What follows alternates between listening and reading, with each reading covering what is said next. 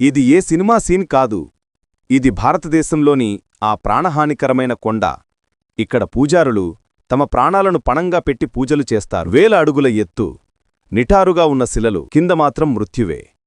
ఇది తమిళనాడులోని పర్వతమలై. ఇక్కడ ఆలయం మాత్రమే కాదు, ఈ మొత్తం పర్వతాన్నే భగవంతుడు శివుని సాక్షాత్ జీవంత స్వరూపంగా భావిస్తారు.